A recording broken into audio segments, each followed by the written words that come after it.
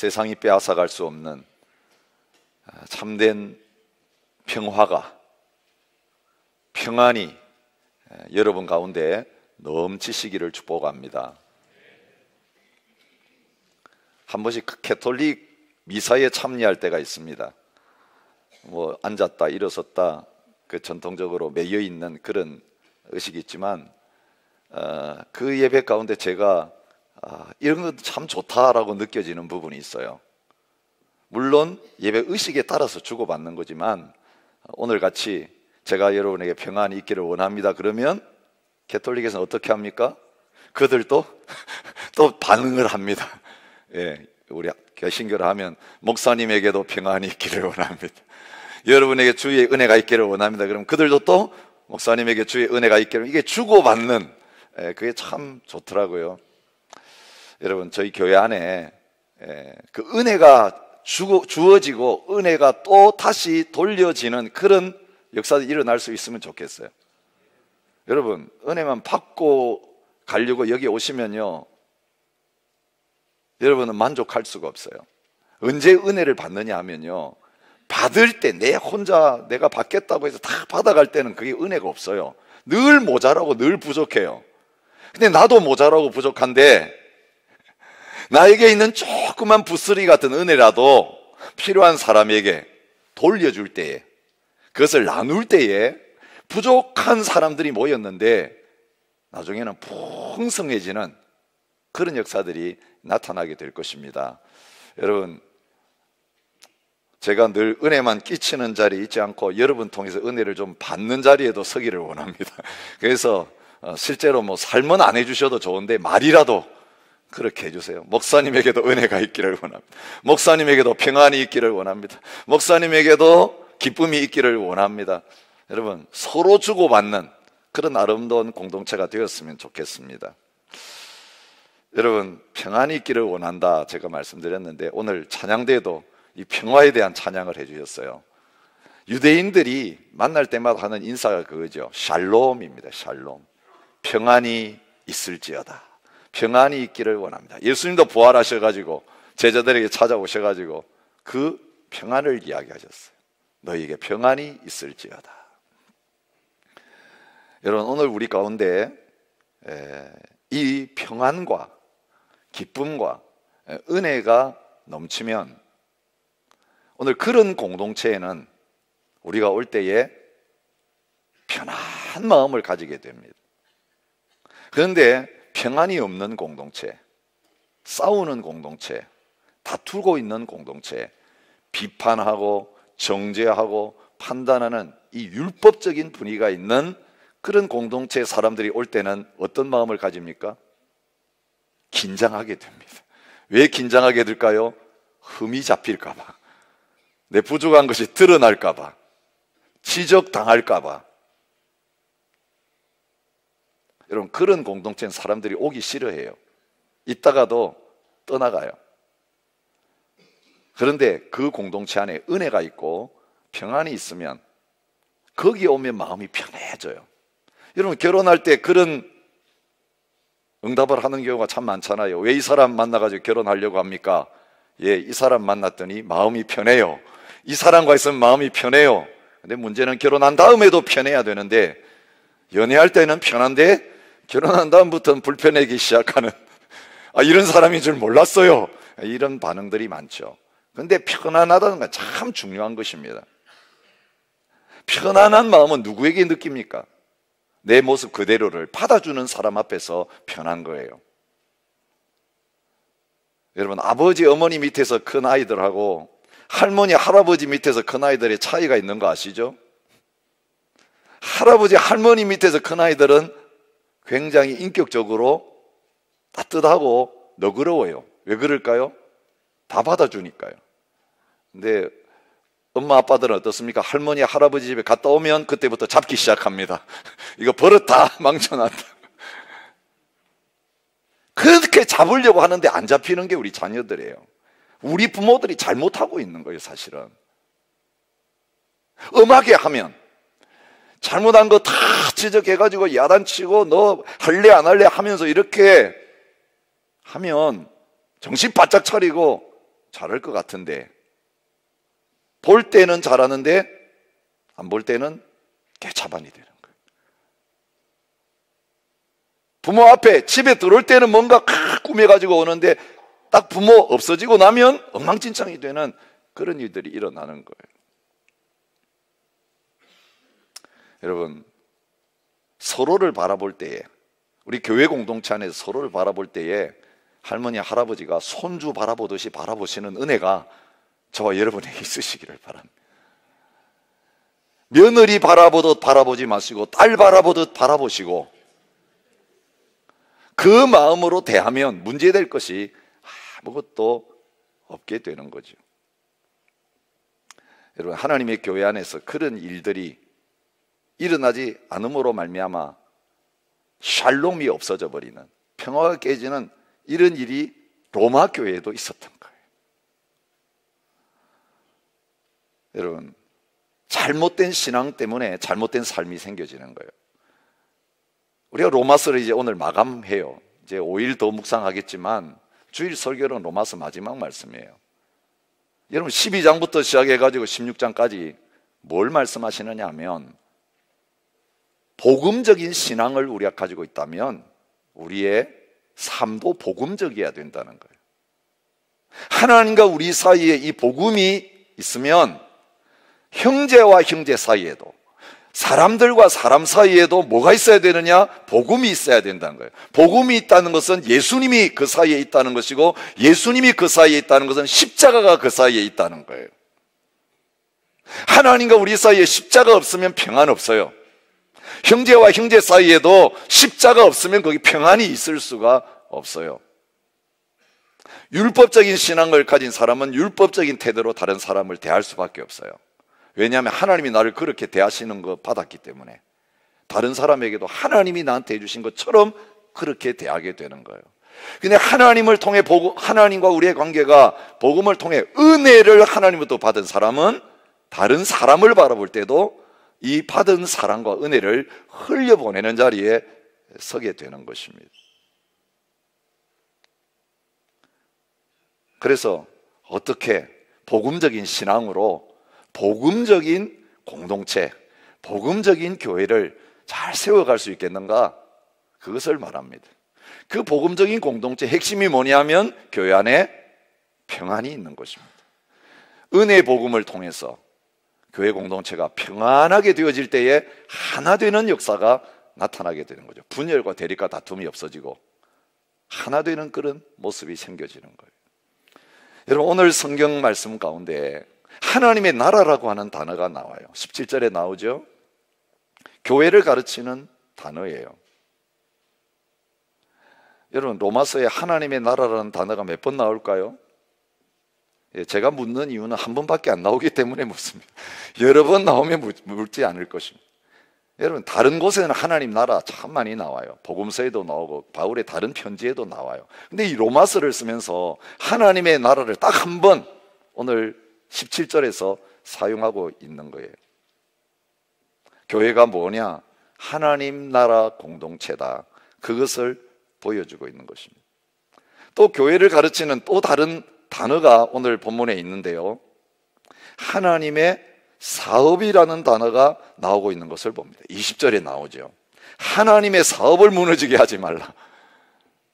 사업이라고 번역한 그 원어는 사실은 비즈니스란 그런 말이 아니라 일이라는 말로 번역할 수 있는 거예요. 하나님의 일.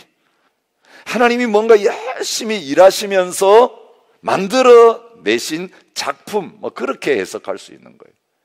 하나님이 공을 들여가지고 세우시고 만들어 가시는 공동체, 그런 뜻이에요. 그래서 교회는 하나님의 작품이에요. 우리 인간의 작품이 아니에요. 그런데 우리가 손대가지고 우리 뜻대로 만들기 시작하면 하나님의 뜻이 나타나지 않고 이상한 모양이 된다는 거예요. 하나님이 다스리시고, 그죠? 하나님께서 일하시면서 만들어가고 계시고 세워가고 계시는 공동체가 하나님의 교회다. 그런데 그 공동체 이상적인 모습이 어떤 모습이라고 성경에 말하고 있습니까? 하나님 나라는 여러분, 교회를 연상할 때에 무엇이 연상되세요? 무엇을 얻기 위해서 교회를 오세요?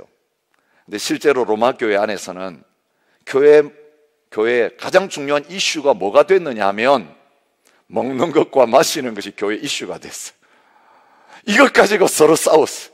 뭘 먹어야 되느냐, 뭘 마셔야 되느냐, 무슨 날을 지켜야 되느냐, 이런 상황을 두고 말하는 거예요. 하나님의 나라는 먹는 거 마시는 거 아니다. 뭐냐?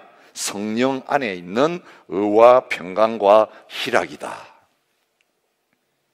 여기 중요한 요소가 있죠. 성령님을 통해서 의와 평강과 희락이 주어질 때에 하나님의 나라, 하나님이 만들어 가시는 교회 공동체, 하나님이 역사하시는 그 공동체의 모습이 가장 아름다워질 수 있다라고 말하는 것이에요.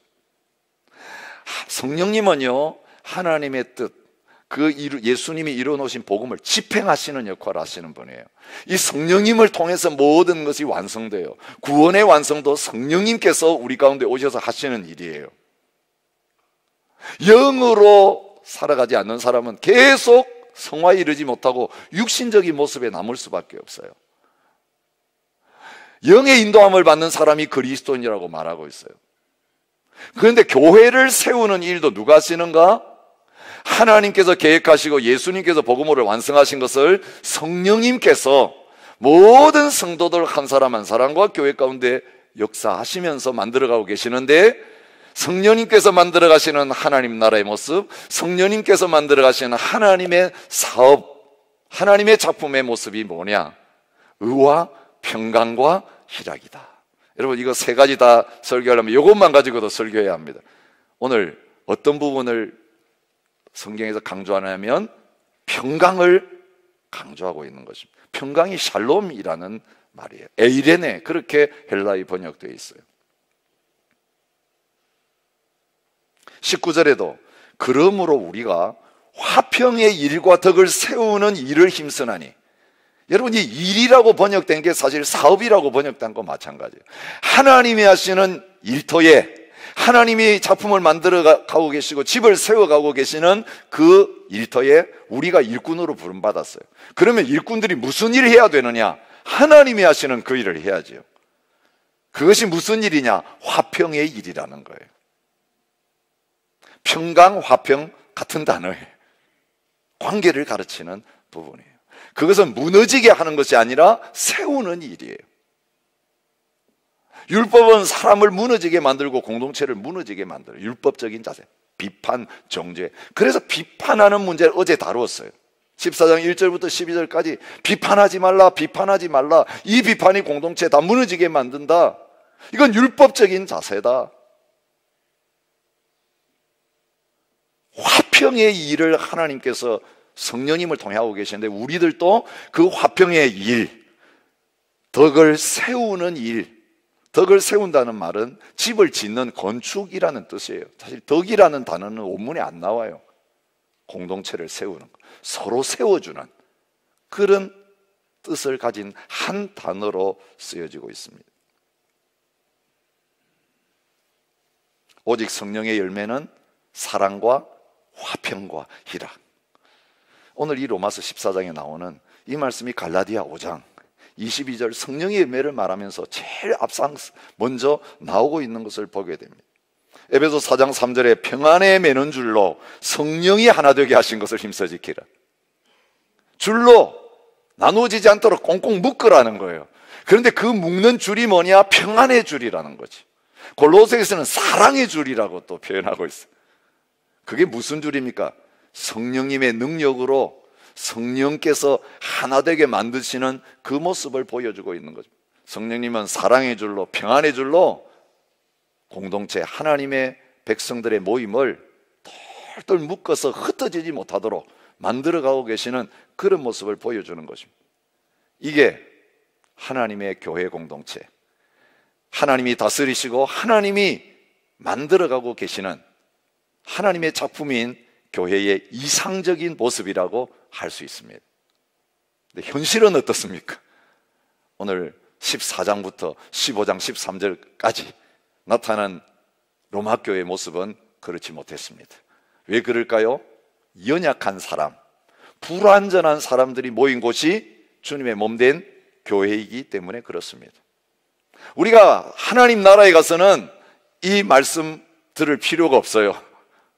우리가 온전히 거룩하게 되었기 때문에 하나님의 나라와 의와 평강과 희락으로 넘쳐나는, 그죠? 온전히 다 세워져 있기 때문에 이제는 다시 무너지지 아니하는 그 영광스러운 새 예루살렘의 모습. 요한계시록 마지막에 하늘로부터 신부가 신랑 위에 단장아가처럼 모여온 그 새 예루살렘이 사실 교회를 가르치는 거예요. 건축 끝난 모습을 보여주는 거예요. 공사 중이 아니라 공사 다 끝난 새 예루살렘, 이게 우리가 살 집이 아니고 우리들이 그 새 예루살렘 그 집의 한 벽돌 한 부분이 되어 있는 교회 공동체의 완성된 모습을 보여주는 것이에요. 그런데 이 세상에서는 지어져 가고 있어요. 그런데 하나님이 참 이상해요. 자기의 집을 짓고 자기 작품을 만드시면서 재료로 선택한 사람들을 보니까 다 부족한 사람들을 재료로 선택했어요. 아니, 이 재료 가지고 걸작을 만들 수 있겠는가 싶은 재료 하나하나를 보면 어떤 재료입니까? 흠이 있는 재료예요. 완전하지 못한 재료예요. 더러운 재료예요. 부족한 재료예요. 이것이 오늘 하나님의 교회 공동체의 실제적인 모습이에요. 믿음이 연약한 자 14장을 시작하면서 나오고 있습니다. 그 믿음이 연약하다는 말은 원어를 보면 뭔가를 할 수 있는 능력이 없는 사람, 그런 뜻이에요. 아가 다 붙어 있어. 아라는 것은 부정 접두사예요. 뭔가 하고 싶은데 우리에게서는 그걸 할 능력이 없는 사람이에요. 그게 연약한 사람이에요. 이 믿음이 연약한 사람의 특징은 어떻습니까? 13절에 보니까 부딪힐 것이나 거칠 것을 형제 앞에 두지 않도록 주의하라. 21절에 내 형제로 거리끼게 하는 일을 아니함이 아름다우니라. 여러분, 마음이 약하고 믿음이 약한 사람은 잘 넘어져요. 넘어지는 걸 실족이라 그래요. 실족이 바로 부딪힐 것, 거칠 것, 이 단어하고 사실은 같은 것이에요. 성경이 말할 때. 여러분, 하나님 만드신 것 속된 게 없습니다. 다 거룩한 것입니다. 그런데 믿음이 연약한 사람은 그걸 속되게 생각합니다. 만물은 다 하나님이 지으셨기 때문에 깨끗한데 믿음이 약한 사람은 뭔가를 먹으면서 거리낌으로 먹습니다. 자기가 생각할 때는 악하다고 생각합니다. 성경은 뭐라고 말하냐면 이런 자세로 음식을 먹고 뭔가를 행하면 의심하고 먹는 것이고 의심하고 먹는 자는 정죄되었나니 이는 믿음을 따라하지 아니하였기 때문이라. 믿음을 따라하지 아니하는 것은 다 죄니라. 그렇게 말하고 있는 것을 보게 됩니다. 여러분, 믿음이 연약한 사람은 약점을 가진 사람입니다. 15장에 이제 내일 건너가게 되면 이 강한 사람이 연약한 사람의 약점을 담당해야 된다. 그 약점이라고 봐요. 근데 약점이라고 번역한 그게 연약한 것이라는 같은 뜻이에요. 연약한 사람에게는 약점이 있어요. 아직까지 성숙하지 못했기 때문에 부족한 것이 있는 거죠. 여러분, 특별히 우리의 약점이 어디에서 많이 드러나느냐 하면 같은 민족끼리 모여 있을 때는 잘 안 나타나요. 우리 한국 사람의 약점, 우리가 모일 때는 잘 몰라요. 그런데 다른 외국 사람이 한국에 와서 살다 보면 한국 사람들의 공통적인 문제를 그들이 제일 많이 느낍니다. 여러분, 다른 민족 속에 들어가 보면 우리하고 너무 다른 게 느껴집니다. 유대인과 이방인이 같이 모인 로마 교회이기 때문에 그 민족이 가지고 있는 약한 부분들이 같이 모여서 신앙생활을 하다 보니까 드러나는 거예요. 그 문화적인 차이예요. 우리가 다민족 교회를 지향하면서 가고 있는데 사실은 모든 민족들이 모여서 함께 신앙생활하는 거 쉽지 않습니다. 특별히 우리 다민족 원패밀리 3부 예배에 어떤 분들 많이 보내주고 계십니까? 인도 분들 많이 보내주고 계십니다. 지금 이 그랜빌에서부터 시작해가지고 서부, 여러분 오번에도 마찬가지예요. 지금 힌두교 사원들이 얼마나 많이 세워져 있는지 아세요? 오번 하면 우리 무슬림만 생각하는데 아니요, 오번에 큰 힌두교 사원이 있습니다. 파라마타 쪽에 있는 건 여러분 아시죠? 근데 인도에 있는 선교사님들이 제일 힘들어 하시는 게 인도 문화예요. 한국식으로 점잖게 하면 아무것도 안 통한대요. 처음에는 선교하러 가서 참고 하다가 이래가지고는 되는 일이 아무것도 없기 때문에 그 다음부터 인도식으로 살기 시작하는데, 단기 선교 왔던 팀들이 선교사님들 하는 거 보고 다 시험 받고 돌아가는 거예요. 아니 선교사님이 그렇게 막 악을 빡빡 쓰면서 따지고 같이 싸우고 할 수 있습니까? 너가 한번 살아봐라. 이렇게 안 하고 사는지.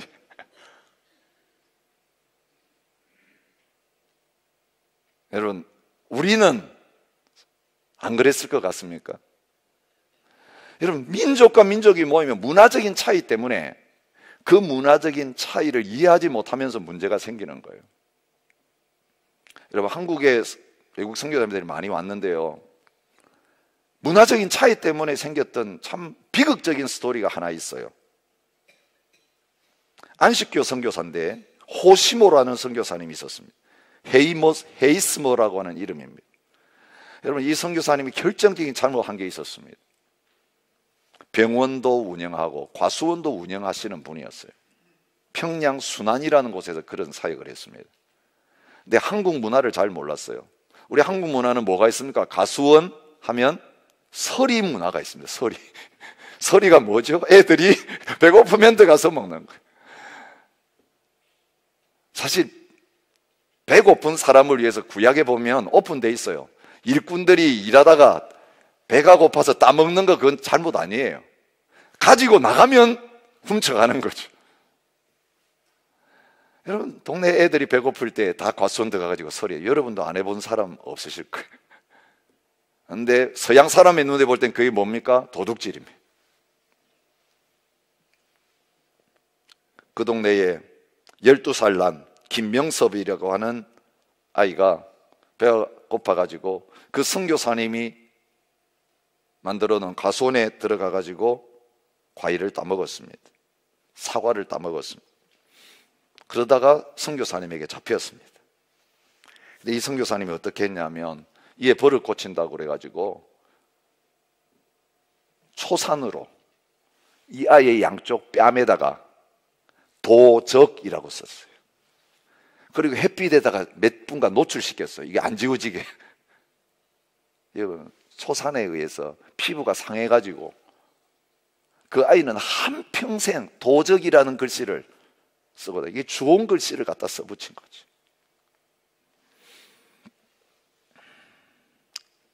이 사건이 1년 후에 문제가 되었습니다. 일본인 검사가 기소하고 온 신문에 대서특필되었습니다. 이 선교사님은 경성고등법원에서 징역 3개월에 집행유예 2년을 선고받고 사과문을 발표한 다음에 한국을 떠날 수밖에 없었습니다. 근데 여러분, 이 사건이 북한 교과서에 실려 있습니다. 기독교들, 이런 사람들이다. 여러분, 이 문화적인 차이에서 생겨진 문제. 물론 그 아이가 실제로 훔쳤다고 해도 선교하러 왔다면 그렇게 반응하면 안 되는 거죠. 결국 자기도 선교하지 못하고 돌아가는 이 비극적인 일이 일어나게 된 것을 볼 수 있습니다. 오늘 본문에 보면 연약한 사람, 실수할 수 있는 사람, 죄 지을 수 있는 사람, 넘어질 수 있는 사람들이 모였으니 공동체 안에서는 드러나게 되어 있는 거예요. 여러분, 가족 안에서는 다 흉어물이 다 드러나죠. 교회도 주일날만 오시는 여러분들 계신다면 여러분의 흉어물은 절대로 드러나지 않을 것이니까 염려하지 마십시오. 근데 언제 드러납니까? 셀에 들어오면 드러납니다. 전도에 들어와서 가까이 지나다 보면 드러납니다. 주일날 한 번 예배 시간에 얼굴만 보고 지나가면 아무 문제 안 생겨요. 그런 사람은 시험 안 받아요. 봉사하기 위해서 더 깊이 들어와서 매일 그 사람하고 만나면 드러납니다. 저하고 자주 만나는 사람일수록 저에게 시험될 가능성이 훨씬 많습니다. 그래서 매일 사는 사람은 저를 보고 늘 시험에 듭니다. 이건 떠날 수도 없고, 우리 자녀들, 저희 아내 그렇습니다. 왜? 제 약점 다 알고 있거든요. 다 드러나거든요. 제가 완전한 사람입니까? 불완전한 사람이에요. 문제는 약한 사람들이 모인 곳이 교회인데 약함이 있는 그게 문제가 아니라는 거예요. 애가 태어나면 아무것도 못하는 상태로 태어나요. 믿음 처음 가지면 아무것도 몰라요. 뭘 해야 되는지, 뭘 안 해야 되는지, 찬송가를 어디에 찾아야 되는지, 성경을 어디에서 찾아야 되는지. 여러분, 오래 교회 다닌 사람에게 당연한 것이 이 사람들에게는 아무것도 모르는 거기 때문에 누가 다 가르쳐 줘야 돼요. 그래서 교회 와서 실수를 많이 하는 것입니다. 이상한 모습으로 교회에 오는 것입니다. 그런 사람들이 있는 것은 감사한 일이에요. 가정 안에 아이가 계속 태어나는 것은 복입니다. 아이가 없으면 집은 깨끗합니다. 사고 칠 일도 없습니다. 잠도 편하게 잘 수 있습니다. 그러나 그 아이가 없는 집은 그 부모들 돌아가시고 나면 그 대가 끊겨서 그것으로 없어집니다. 하나님의 교회에 다음 세대가 일어나고 처음 예수 믿는 문제 많은 사람들이 계속해서 들어오는 것은 하나님의 은혜요 복입니다. 다른 민족하고 같이 예배드리는 것은 은혜요 복입니다. 우리끼리 모여서 우리끼리 말 통하고 아무것도 문제 될 거 없는 가운데 신앙생활 잘하면 우리 세대로 그거로 끝입니다. 열방을 품을 수가 없고 땅끝까지 갈 수가 없습니다. 우리 예수 믿고 우리 구원받고 우리 민족만 잘 되고 그거로 끝입니다. 근데 새로운 민족들을 보내주시는데 그때부터 문제가 되기 시작하는 거예요. 안 믿는 사람들이 들어올 때 문제가 되는 거예요. 믿음의 아이들이 태어나는데 여기서 자라가지고 한국에도 아니고 호주에도 아닌 이 2세로 우리 교회 안에서 이 애들 키워야 되는 이 상황이 있는 것이 복이라는 것이죠. 한국 교회 아이들 안 나와서 이제는 주일학교가 없어집니다. 주일학교 없으면 얼마나 편합니까? 매년 교사 모집한다고 노력할 필요도 없습니다. 예산 안 세워도 됩니다. 교육관도 없어도 됩니다. 예배당 이제 딱 예배당 하나만 가지고 한 주일 내내 운영해도 됩니다. 자녀들 없으니 얼마나 편합니까? 이게 망할 징조 아니겠어요? 문제는 이 약함이 있다는 게 문제가 아니라 약함에 대해서 잘못된 반응을 하는 것이 평화를 깨뜨리는 거예요. 여러분, 우리는 문제 있는 사람에게 손가락질을 하기가 쉬워요. 근데 오늘 본문은 누구를 향한 말씀입니까? 강한 자를 향한 말씀이에요. 약한 자가 이렇게 해야 된다고 말하는 게 아니라 교회 공동체를 깨뜨리는 주범은 누구냐? 강한 자라는 거예요. 교회 다닌 지 오래된 사람, 믿음이 좋다는 사람.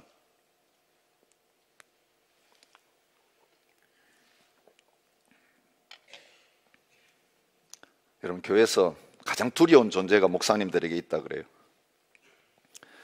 40일 금식한 성도님, 매일 철야기도 하시는 권사님, 또 한 가지가 있대요. 신학 공부하신 장로님. 공통점이 뭘까요? 여러분, 얼마나 열심히 잘 교회를 섬기시는 분입니까?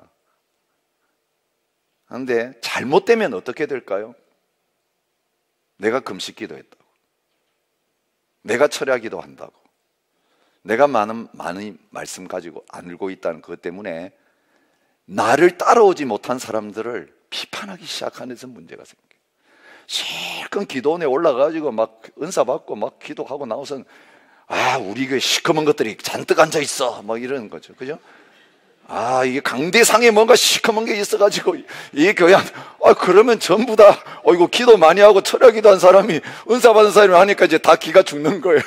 그럼 그 사람 앞에는 나타나기 싫어. 이거 내 마음을 읽는 것 같아. 이렇게 분위기가 싸늘해진 그 사람만 나타나면 분위기가 싸. 이게 왜 그렇습니까? 율법적인 태도를 가지고 있기 때문에. 나도 부족한 사람입니다. 하나님의 은혜입니다. 주님이 하셨으면 이러면 아무 문제 안 돼요. 50일 금식해도 괜찮고 100일 금식해도 오늘 하나님 앞에서 우리는 약한 사람들이에요. 약한 사람들이 계속 일어날 수밖에 없어요. 섰다고 해도 넘어질 수 있어요. 목사도 넘어질 수 있고 장로도 넘어질 수 있고 권사도 넘어질 수 있는 거예요.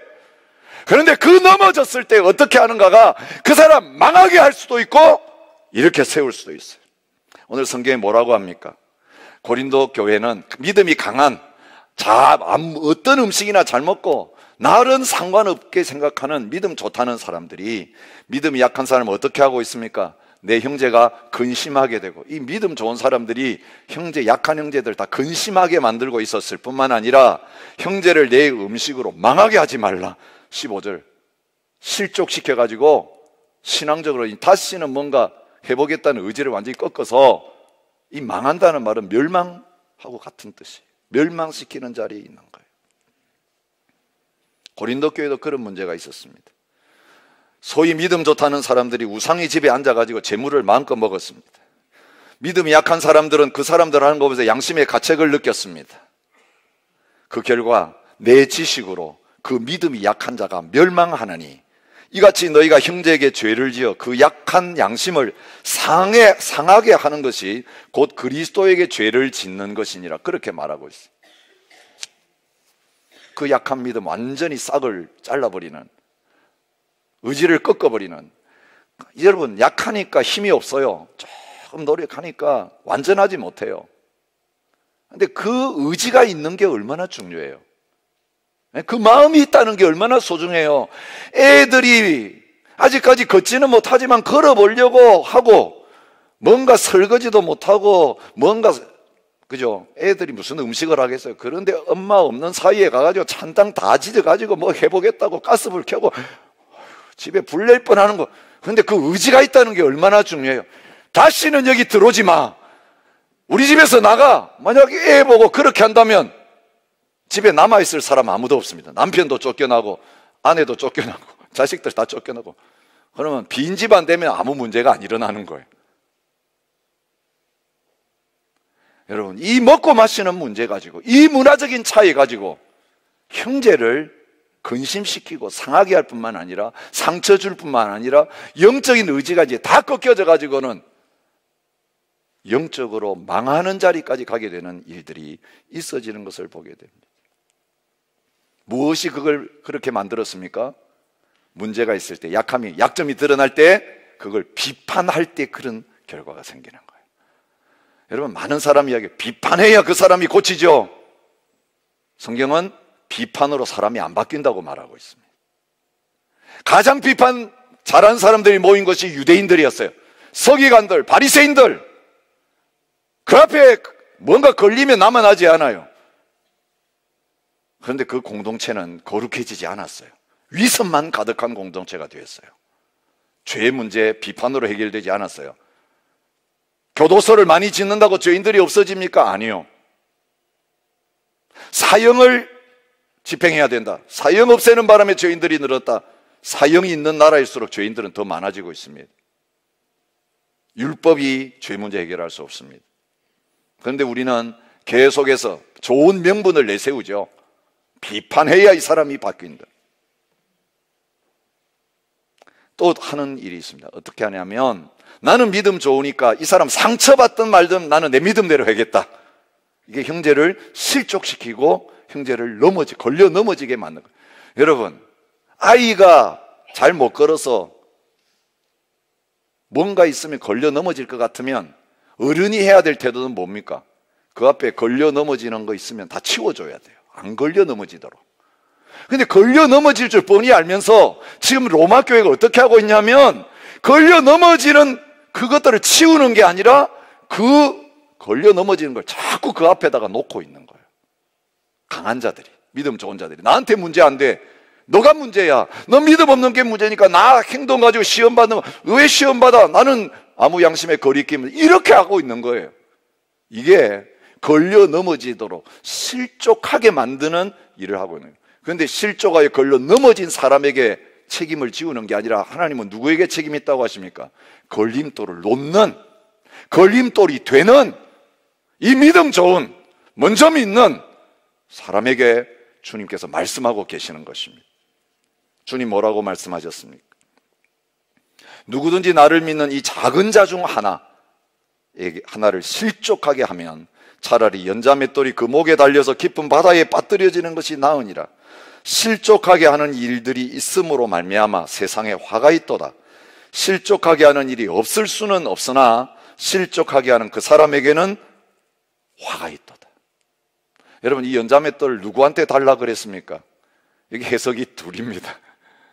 애한테 달아가지고 죽이는 거나 마찬가지다, 그런 해석도 있고, 그 실족하게 만드는 그 사람이 연자맷돌 달고 빠져 죽어야 된다, 그렇게 해석하는 경우가 있어요. 이건 원문만 가지고는 정확하게 알지 못합니다. 그런데 이 사람에게 화가 있도다, 화가 있도다, 화가 있도다 하는 걸 보면 그 실족하게 하는 죄가 얼마나 큰가를 보여주는 거예요. 여러분, 실족하게 하는 그 죄 때문에 당할 화를 생각하면 차라리 연자맷돌 달고 물에 들어가서 죽는 편이 더 낫다, 그 이야기를 하고 계시는 것을 볼 수 있는 것입니다. 여러분, 오늘 우리에게 일어나는 일입니다. 이게 우리 가정에서 일어나고 교회 안에서 일어나는 일이에요. 넘어진 자가 다시는 못 일어나도록 확 짓밟아서 싹까지 없애버리는 일들이 우리에게 일어나고 있어요. 이걸 어떻게 바꿔야 되는가? 교회 안에 이 연약한 자들이 있을 수 있고, 그 연약한 자들이 나타났을 때 복음적인 반응으로, 은혜의 반응으로 그들을 일으켜 세우게 되면 교회 공동체가 약한 자들이 있어도, 어린 자들이 있어도, 넘어진 자들이 있어도 무너지는 것이 아니라 아름답게 세워진다라고 말하고 있는 것입니다. 왜 이런 일이 일어났는가? 사랑으로 행하지 않았기 때문이다라고 말합니다. 여러분, 12장부터 계속 사랑에 대해서 말하는 거 보십시오. 사랑에는 거짓이 없나니 악을 미워하고 선에 속하라. 형제를 사랑하여 서로 우애하고 존경하기를 서로 먼저 하라. 피차 사랑의 빛 외에는 아무에게든지 아무 빛도 지지 말라. 남을 사랑하는 자는 율법을 다 이루었느니라. 간음하지 말라, 살인하지 말라, 도둑질하지 말라, 탐내지 말라 한 것과 그 외 다른 계명이 있을지라도 내 이웃을 내 자신과 같이 사랑하라 하신 그 말씀 가운데 다 들었느니라. 사랑은 이웃에게 악을 행하지 아니하나니 그러므로 사랑은 율법의 완성이니라.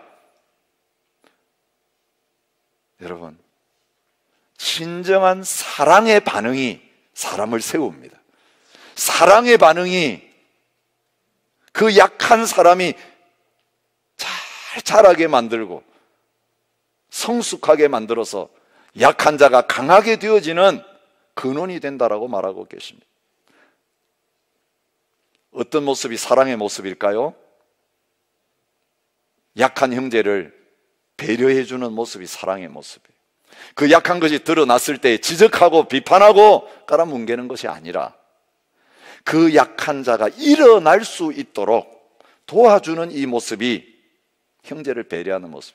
그러면 어떻게 해야 되겠어요? 약한 자 시험 들 말을 하면 안 돼요. 그 앞에서 약한 자, 내 믿음은 괜찮다고 하면 약한 자 앞에 있어서는 그 사람이 실족하여 넘어질 행동 하면 안 된다는 거예요. 부딪힐 것이나 거칠 것을 형제 앞에 두지 아니하도록 주의하라. 너 형제로 거리끼게 하는 일을 아니함이 아름다우니라. 너의 자유가 믿음이 약한 자들에게 걸려 넘어지게 하는 것이 되지 않도록 조심하라. 바울이 어떤 모습을 가집니까? 약한 자들에게 내가 약한 자와 같이 된 것은 약한 자들을 얻고자 함이라. 위에 서가지고 올라와가 아니라 그 약한 사람들 속에 들어가가지고 그 사람을 받아들이고 이해하면서 일으켜 세우라는 거예요. 나는 먹을 자유가 있지만 이 사람이 먹는 것 때문에 시험 들면 나도 그 앞에서는 먹지 않으면서 그 사람과 같은 눈높이에 들어가라는 것입니다. 거기서 더 나가서 어떻게 하라고 합니까? 고기도 먹지 않고 포도주도 마시지 아니하고 무엇이든지 내 형제로 거리끼게 하는 일을 아니함이 아름다우니라. 차라리 시험들 일이 생기다면 나도 모르겠다는 사람 시험 끼칠 수 있으니까 평생 나는 안 먹겠다, 그렇게 선포하라는 거예요. 내 자유를 포기하고 형제의 믿음의 유익을 도모하라는 거예요.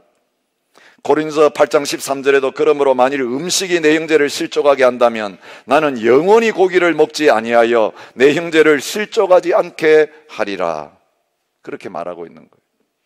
여러분, 고기 먹는 게 죄가 아니고 고기 안 먹는 것도 죄가 아니에요. 나를 지키는 게 죄가 아니고 나를 안 지키는 것도 죄가 아니에요. 자기 믿음을 자기가 확정하라고 분명히 말하고 이 양심의 자유가 있는 거예요.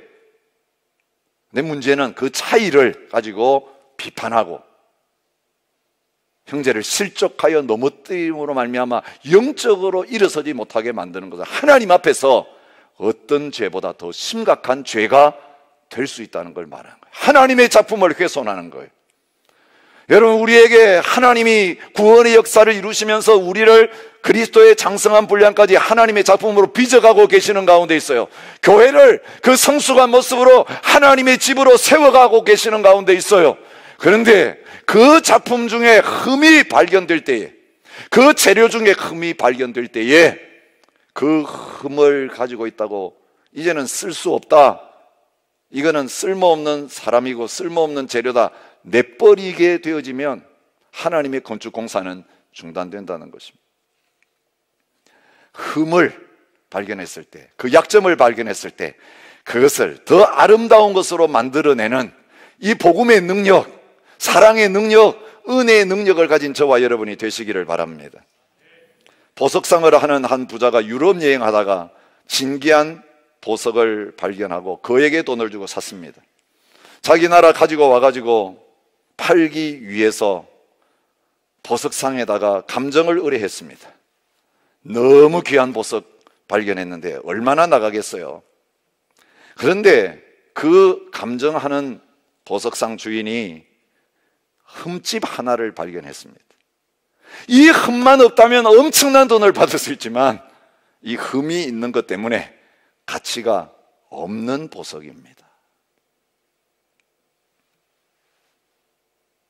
그걸 다시 돌려받았습니다.